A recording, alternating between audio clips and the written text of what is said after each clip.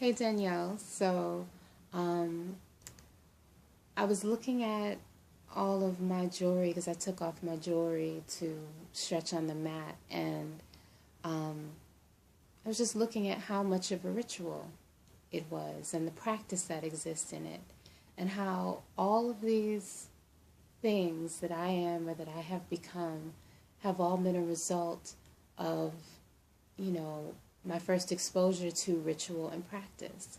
And that would be going to church with my mother.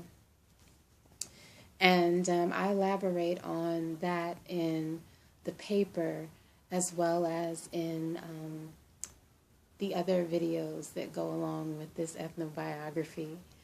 And I'm happy to be smiling in reference to this ethnobiography because I was not smiling until today.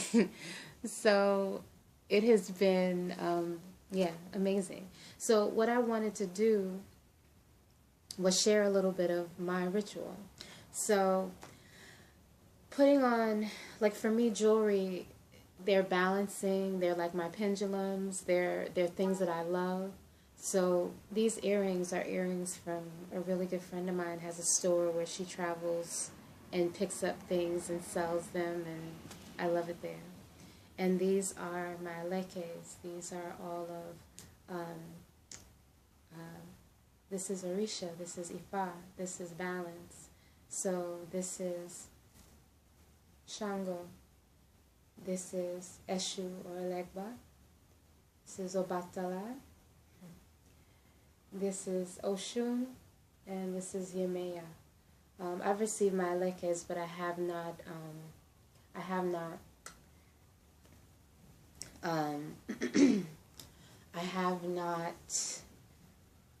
been initiated, I'll say that. I'm walking, and listening.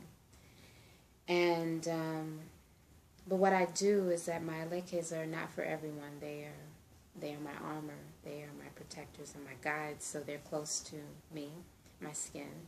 And then I'll have a necklace that my friend Nan made me that almost acts like a pendulum. And that'll usually be on the outside. And then I have these rings. This is sapphire moonstone that I put on. And then this is another one that is like a flat gold disc. My friend Nan made all this jewelry. And then another ring that she made for me. That was like one of the first things I bought for myself when I started working and making a little extra money again. And it's a ring that she made, and it has a heart. I don't know if you can see on the inside. So it reminds me of love abound, love surrounds.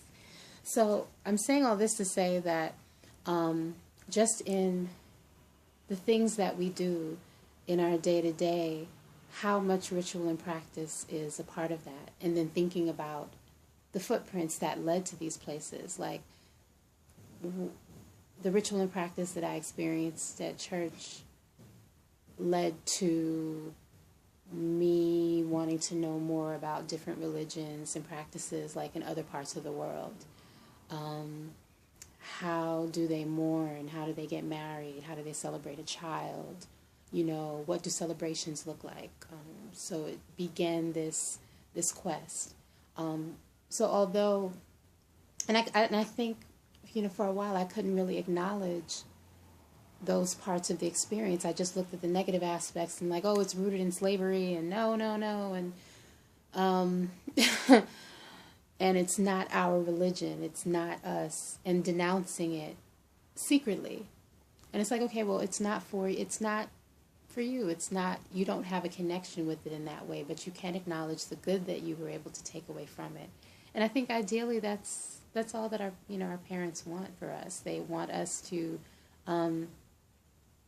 within that takeaway lies a piece of them, a piece of their inspiration, almost like a medicine bag of their prayers and their wishes. And as a result of this project, I was really able to let go of some long-held ways of thinking, ways of being, ways of doing in relation to how I relate to my mother, my spirituality, the place that ritual and practice takes in my life. You know, I'm just a very ritualistic person, naturally. You know, making a cup of tea is, you know, there's a way. We all have the way that we turn our spoon and the way that we put the honey in and the way we squeeze the lemon and making sure that we mix it until it's just right. It's just sweet enough and just like tart enough.